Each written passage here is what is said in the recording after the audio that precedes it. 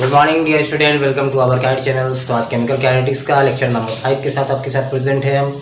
और इस लेक्चर में आपको बताया जाए कि what is the molecularity of reaction. Molecularity of reactions हम लोग किस तरह से काउंट आउट करेंगे, किस तरह से निकालेंगे और क्या होता है ये, और इसके पीछे का क्या लॉजिक है, क्या मतलब एक तरह से कह सकते हैं कि ये काफ़ी समझने वाले भी टर्म है और बड़ा आसान भी टर्म है जस्ट। और उसके बाद हम लोग देखेंगे कि what is the differences between order and molecularity. ठीक है, तो मॉलिक्यूलरिटी समझ लीजिएगा तो आपको दोनों के बीच में अंतर पता चलने लगेगा कि ऑर्डर और मॉलिक्यूलरिटी के बीच में क्या अंतर है। तो सबसे पहले बात चलते हैं, चलिए मॉलिक्यूलरिटी ऑफ रिएक्शन से हम लोग मिलते हैं। अब हमारे चैनल के साथ बने रहिए, बहुत मज़ा आएगा, बहुत लाजवाब तरीके से आपको आनंद आने वाला है अभी मॉलिक्यूलरिटी ऑफ रिएक्शन। देखिए यहाँ पे सबसे पहले मैं आपको डिफिनेशन की ओर ले जाना नहीं चाहता। सबसे पहले देखिए मॉलिक्यूलरिटी ऑफ रिएक्शंस क्या है। सबसे पहले एक चीज़ मैं बताना चाहता हूँ कि रिएक्टेंट्स और प्रोडक्ट्स हम लोग जानते हैं। अगर ध्यान से बात सुनिएगा, हालांकि इस चीज़ का चर्चा किया है, एनसीईआरटी चर्चा किया, लेकिन लास्ट पेज में इसका चर्चा है। ठीक है, तो कॉलिजन थ्योरी जब पढ़ेंगे हम लोग तो वहाँ पे चर्चा है, लेकिन मैं थोड़ा सा पहले इसलिए बता देना चाहता हूँ कि ये मॉलिक्यूलरिटी थोड़ा सा आसान हो जाएगा, मॉलिक्यूलरिटी को समझना थोड़ा आसान हो जाएगा। इसलिए मैं ये चाहता हूँ कि ये आपका जो कॉलिजन थ्योरी है यहाँ पे थोड़ा सा मैं थोड़ा सा रखने वाला हूँ। आप इस पर बात को ध्यान रखिएगा। सपोज हमारे पास रिएक्टेंट पार्टिकल ए है और बी है, ठीक है, आप ये प्रोडक्ट है। सपोज मेरे कोई रिएक्टेंट सपोज मान लीजिए सी है प्लस O2 है, जो भी बात है CO2। सपोज यहाँ पे हमारा 2HI है, ये H2 है प्लस I2। ध्यान देंगे, आप देखिएगा कि यहाँ पे PCl3 है, यहाँ पे क्या है PCl3 प्लस Cl2 है, समझ रही PCl5 है। ठीक है, यहाँ पे ये चीज़ है। और भी देख लीजिए ये 2CO है प्लस O2 है और ये क्या है CO2। ये चीज़ थे, ये सारे मैंने रिएक्शंस को लिख दिया है। ठीक है, तो कहता है कि रिएक्टेंट से प्रोडक्ट कब बनता है। ठीक है, रिएक्टेंट पार्टिकल आपस में कोलाइड करते हैं। रिएक्टेंट पार्टिकल का क्या होता है, आपस में कॉलिजन होता है और कॉलिजन के बाद ये प्रोडक्ट का फॉर्मेशन होता है। ड्यूरिंग कॉलिजन क्या होता है, ड्यूरिंग कॉलिजन क्या होता है कि रिएक्टेंट के बीच में जो बॉन्ड प्रेजेंट है, ठीक है, ओल्ड बॉन्ड क्या होते हैं, ब्रेक करते हैं, ओल्ड बॉन्ड ब्रेक करते हैं और नया बॉन्ड का फॉर्मेशन होता है। ठीक है, ओल्ड बॉन्ड ब्रेक करके से मान लीजिए सपोज यहाँ मैंने लिख दिया कि N2 प्लस H2 और क्या लिखा NH3 यहाँ सपोज इस तरह से। तो यहाँ पे देखिए N और N के बीच में बॉन्ड है, H और H के बीच में बॉन्ड है, फिर एक नया बॉन्ड बना NH3 बना। ठीक है, तो ये पुराने बॉन्ड क्या होता है आपस में टूट जाते हैं, ड्यूरिंग कॉलिजन टूट जाता है। ठीक है, ड्यूरिंग कॉलिजन क्या होता है, जो पुराने बॉन्ड होते हैं वो टूट जाते हैं और एक नए बॉन्ड का फॉर्मेशन होता है। ठीक है, जो नए बॉन्ड का जो फॉर्मेशन होता है वही समझ लीजिए कि प्रोडक्ट का फॉर्मेशन हो रहा है। तो ये हो गया ड्यूरिंग कॉलिजन। कहता है जब कोलाइड करता है, जब प्रोडक्ट बनता है तो आपस में रिएक्टेंट मॉलिक्यूल कोलाइड करता है। तो इस चीज़ में इसमें क्या होगा, आफ्टर कॉलिजन एक क्या होता है, नया प्रोडक्ट मिलता है कॉलिजन के बाद ही। ठीक है, कॉलिजन थ्योरी में आपको बताया जाएगा। तो कहता है कि उसी में एक बात आती है इफेक्टिव कॉलिजन्स। ठीक है, इफेक्टिव कॉलिजन का मतलब ये होता है कि ऐसा कॉलिजन जो कि प्रोडक्ट तैयार कर रहा हो। इफेक्टिव का मतलब प्रोडक्ट तैयार कर रहा हो। तो प्रोडक्ट तैयार करने के लिए इफेक्टिव कॉलिजन चाहिए ही चाहिए, मतलब कि जो टकराल, जो इफेक्टिव कॉलिजन चाहिए, इफेक्टिव कॉलिजन। और इफेक्टिव कॉलिजन कब होता है, उस समय होता है जब प्रॉपर ओरिएंटेशन होता है। वहाँ भी जिक्र करेंगे, भी इतना अंदर ले जा रहे हैं आपको।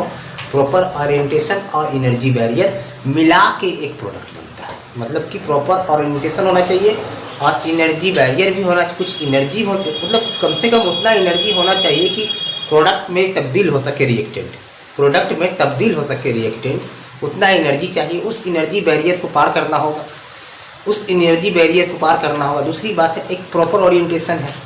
ठीक है, प्रॉपर ओरिएंटेशन का मतलब ठीक है आपस में कोलाइड करेगा मॉलिक्यूल्स, कोलाइड करने के बाद, लेकिन किस तरह से कोलाइड करे, किस तरह से करे कि ऐसे करे, मतलब किस तरह से कोलाइड करे। एक कोलाइड करने का भी तरीका होना चाहिए, एक सही तरीके से कोलाइड करे तब जाके वो प्रोडक्ट बनाता है, उसी को बोलते हैं इफेक्टिव कॉलिजन तैयार करता है। ठीक है, तो मॉलिक्यूलरिटी में वही बात आती है। कहता है कि मॉलिक्यूलरिटी होता क्या है, कहता है कि टोटल नंबर ऑफ मॉलिक्यूल्स, जो टोटल नंबर ऑफ मॉलिक्यूल्स जो होते हैं, मॉलिक्यूल्स हो गया, फिर एटम्स हो गए, वो आयंस हो गए। ठीक है, तो ये जो टोटल नंबर ऑफ मॉलिक्यूल्स है, एटम है, आयंस है, रिएक्टिंग स्पीसीज, ये क्या है?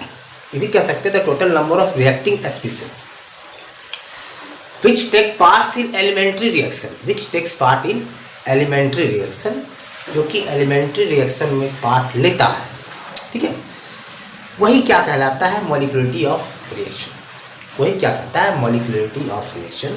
मतलब total number of reacting species, either वो स्पीसीज मॉलिक्यूल हो, एटम हो या आयंस हो, विच टेक पार्ट्स इन क्या? Elementary reaction. एलिमेंट्री रिएक्शन मैंने आपको पढ़ा चुका, जो सिंगल स्टेप में होता है। एलिमेंट्री रिएक्शन में कोई मैकेनिज्म नहीं होते, कोई वो मल्टी स्टेप की बातें नहीं है। तो एलिमेंट्री रिएक्शंस में जितने आपका सिर्फ और सिर्फ मॉलिक्यूलरिटी एलिमेंट्री रिएक्शन पे डिफाइन है, याद रखिए। मॉलिक्यूलरिटी किस पे डिफाइन है? एलिमेंट्री रिएक्शन पे। कॉम्प्लेक्स रिएक्शन का जो मॉलिक्यूलरिटी अगर बात करते हैं हर स्टेप का अलग अलग निकाल के, तो मीनिंगलेस हो जाता है, ठीक है।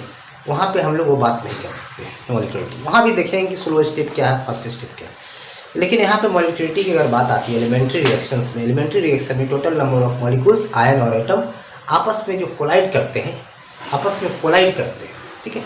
तो कोलाइड करने के बाद कह सकते हैं कि in order to bring about the effective collision, ठीक है। In order to bring about effective collision का मतलब हो गया कि in order to bring about product, मतलब प्रोडक्ट बनाना, ठीक है। जब ये कोलाइड करते हैं, total number of reacting species आपस में कोलाइड करते हैं in elementary reaction, in order to form product is called molecularity of that reaction, ठीक है, is called molecularity of that reactions. तो ध्यान देंगे, कहता है कि अब हम थोड़ा सा लिख लेते हैं कि द टोटल नंबर, ठीक है, the total number of reacting species, reacting species, reacting species में क्या क्या आ सकता है? एटम है, मॉलिक्यूल्स हो गया, एटम, मॉलिक्यूल्स और ions which take part in elementary reaction, which takes part in elementary reaction, in elementary reaction, इसको क्या बुलाएंगे? called molecularity of the reaction, इसको क्या बुलाएंगे? molecularity of the reaction। is it clear? तो पहली बात तो ये हो गया, एकदम क्लियर है, ट्रांसपेरेंट है, जितना नंबर आपस में टकराएगा, जितना टकरा जाएगा उसी को बोलेंगे मॉलिक्यूलरिटी ऑफ दैट रिएक्शन। अब ध्यान दीजिए कि हम लोग इस रिएक्शन का मॉलिक्यूलरिटी जानना चाह रहे हैं, ध्यान देंगे आप, मॉलिक्यूलरिटी जानना चाह रहे हैं इस रिएक्शन से, तब बात क्या आने वाली है? इस रिएक्शन का अगर मॉलिक्यूलरिटी हमको पता करना है तो ध्यान दीजिए क्या बात इस पर गिरने वाली है। तो बोलिए फर्स्ट रिएक्शन का मॉलिक्यूलरिटी क्या होगा? अगर ये एलिमेंट्री रिएक्शन है, all are elementary reactions, all are elementary reaction है, तो फर्स्ट रिएक्शन का बोलता बताइए कि ये है, यहाँ पे ए और बी है, तो यहाँ पे एक ये है स्पीसीज, एक ए स्पीसीज है और एक बी स्पीसीज है, तो यहाँ पे मॉलिक्यूलरिटी ऑफ रिएक्शंस 2 हो जाएगा, मॉलिक्यूलरिटी ऑफ रिएक्शन 2 हो जाएगा। अब यहाँ पे मॉलिक्यूलरिटी क्या हो जाएगा? देखिए एक और एक 2, एक मॉलिक्यूल O2 का और एक तो कार्बन एटम केमिकल स्पीसीज 2 ठो है, तो यहाँ पे 2 हो जाएगा, ठीक है। यहाँ पे देखिए HI और HI, HI और HI में 2 ठो HI है, इसके मतलब जो HI है आपस में इस तरह से कोलाइड हो रहा होगा, ये जो आपस में क्या हो रहा होगा? HI आपस में क्या कर रहा होगा? कोलाइड हो रहा होगा, HI आपस में कोलाइड हो रहा होगा। ड्यूरिंग कॉलिजन क्या हो रहा है कि एक और एक 2, यहाँ पे मॉलिक्यूलरिटी क्या हो जाएगा? 2 हो जाएगा। अब यहाँ पे मॉलिक्यूलरिटी क्या होगा? देखिए यहाँ पे PCl5 decomposes to give PCl3 और Cl2, तो यहाँ पे मॉलिक्यूलरिटी ऑफ रिएक्शन एक मॉलिक्यूल है तो यहाँ पे 1 हो जाएगा। अगर एक मॉलिक्यूलरिटी है तो बोला होगा क्या यूनिमॉलिक्यूलर, 2 मॉलिक्यूलरिटी है तो बाईमॉलिक्यूलर, 3 मॉलिक्यूलरिटी है तो ट्राईमॉलिक्यूलर। इस रिएक्शन का नाम क्या हो जाएगा? यूनिमॉलिक्यूलर। क्या हो जाएगा? यूनिमॉलिक्यूलर। इसका नाम क्या हो जाएगा? बाई। अब आपके मन में ये बात आ रही है, बच्चे लोगों के मन में ये, सर अकेले कैसे टकराएगा? ये बात तो ये है, ये अकेले कैसे कोलाइड करेगा? ये बात आनी चाहिए दिमाग में। सही बात है कि अकेले कैसे कोलाइड करेगा। चलिए इसका हम जवाब जस्ट देते हैं चलिए 2 को है तो 2 को तो टकरा लेगा सर, 3 को है तो 3 को टकरा लेगा, लेकिन अकेले आपस में कैसे टकराएंगे, अकेले मॉलिक्यूल कैसे टकराएंगे? देखिए अब कैसे टकराएगा हम बताते हैं। सबसे पहली बात ये जान लीजिए, अगर 2 है तो बायोमॉलिक्यूलर, यहाँ पे बायोमॉलिक्यूलर रिएक्शन ही, bimolecular bimolecular bimolecular unimolecular. Unimolecular में आपका परेशानी ये है कि सर कैसे टकराएंगे, यूनिमॉलिक्यूलर टकराने की बात बोल रहे हैं तो वहाँ भी टकराता है, ठीक है। यहाँ पे देखिए ये बायोमॉलिक्यूल, ये हो गया 2 और 1 3, 2 और 1 3, इसका नाम क्या हो जाएगा, ट्राईमॉलिक्यूलर। क्या है ये, ट्राईमॉलिक्यूलर, ट्राईमॉलिक्यूलर रिएक्शन। तो ये समझ में आ रही है मॉलिक्यूलरिटी क्या है, एकदम क्लियर है, ट्रांसपेरेंट है, कोई दिक्कत नहीं है। हाँ एक बात बता देता हूँ, यूनिमॉलिक्यूलर में कैसे टकराहट होती है, ठीक है। तो यहाँ पे आप इसका स्क्रीनशॉट कवर कीजिए, इसके बाद मैं यूनिमॉलिक्यूलर में किस तरह से टकराता है ये मैं दिखाता हूँ।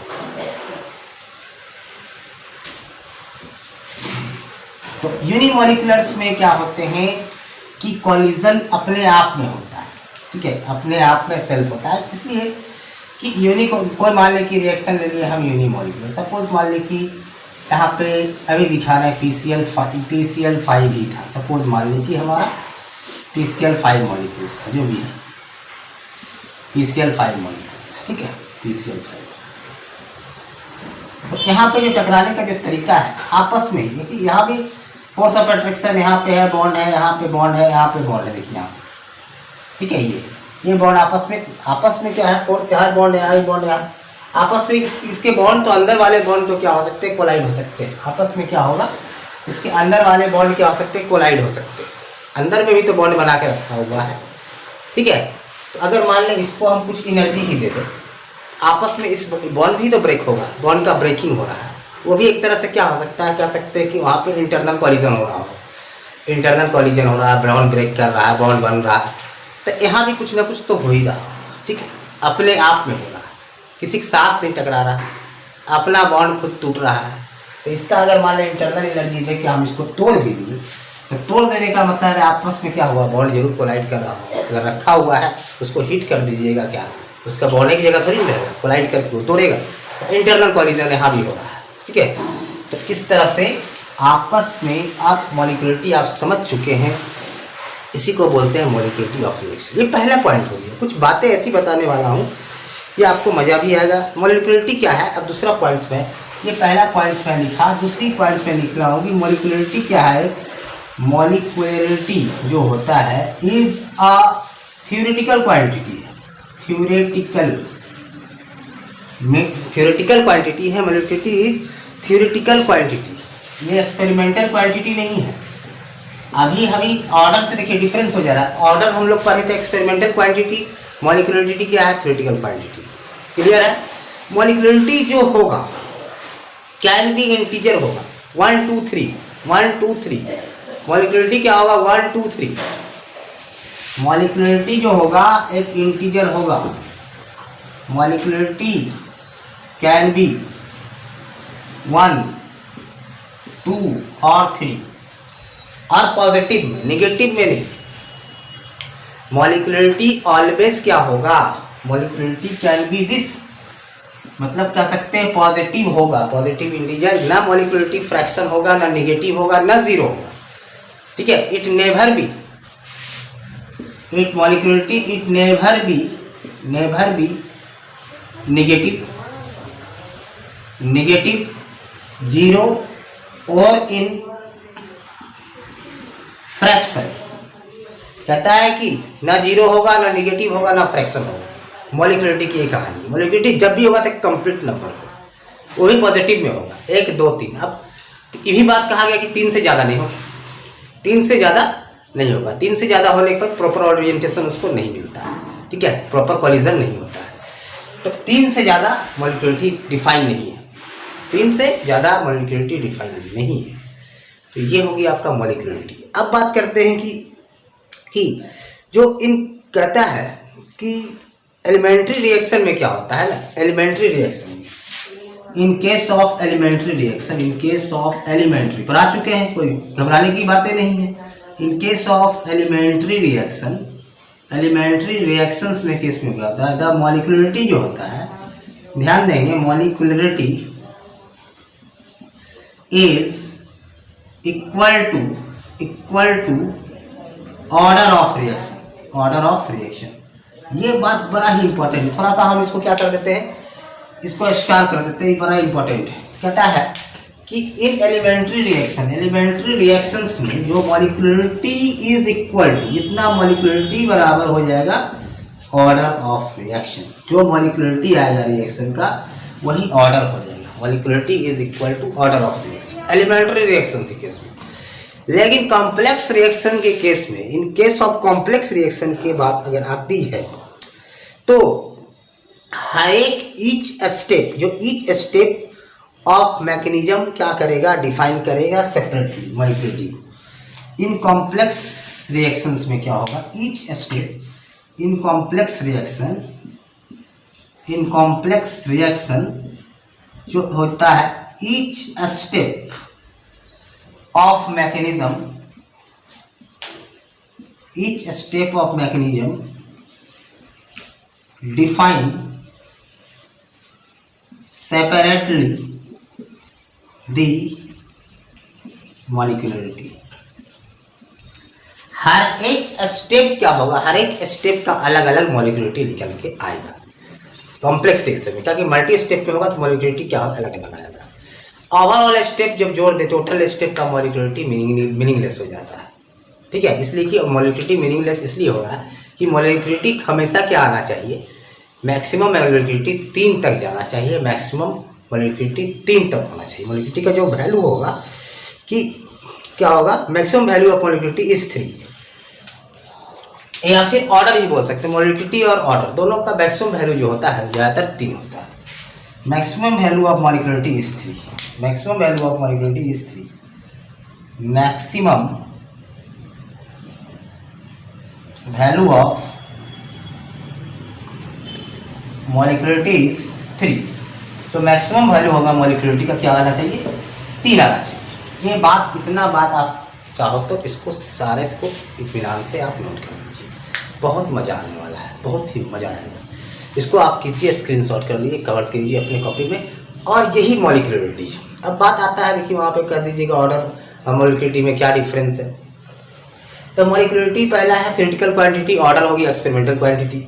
मॉलिक्यूलरिटी क्या नेवर बी 1 2 3, मतलब कि ये मॉलिक्यूलरिटी 1 2 3 हो सकता है, पॉजिटिव हो सकता है, लेकिन ऑर्डर में क्या है, ऑर्डर फ्रैक्शन भी हो सकता है, नेगेटिव भी हो सकता है, 0 भी हो सकता है।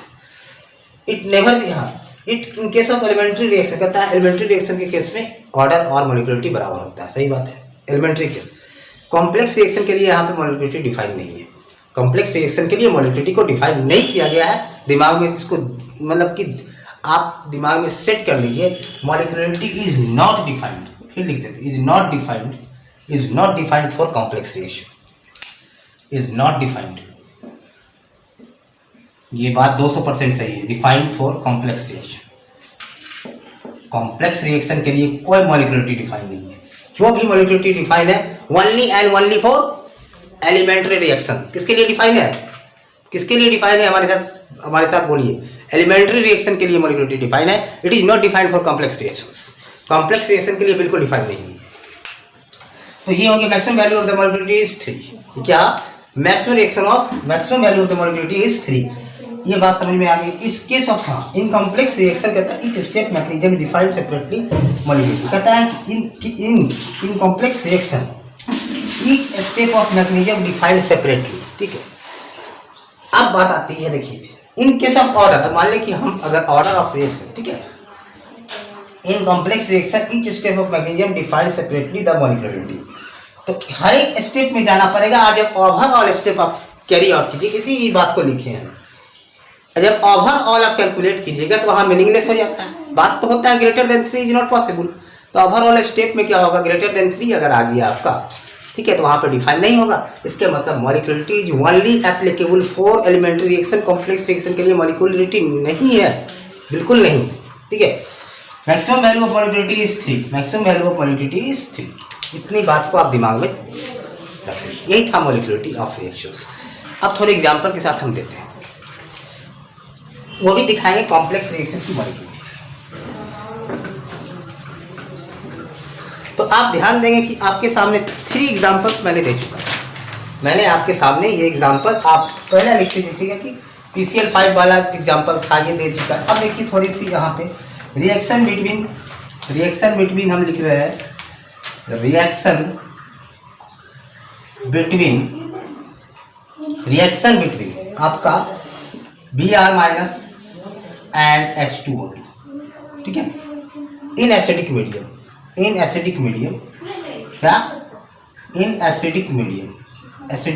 रिएक्शन। तो हम लिख लिए कि 2Br माइनस और प्लस H2O2, यहाँ से आपका आ गया Br2 और H2O, यहाँ पे 2 यहाँ 2। सपोज यहाँ पे किस मीडियम में है, एसिडिक मीडियम में। अब इसका मैकेनिज्म पे आते हैं, ठीक है। अब थोड़ा कॉम्प्लेक्स रिएक्शन का मॉलिक्यूलरिटी पहचानने की, ऑर्डर पहचानने की कोशिश कीजिए। तो यहाँ पे क्या है, ध्यान दें कि Br minus H2O2 H plus HOBr और ये H2। तो Br माइनस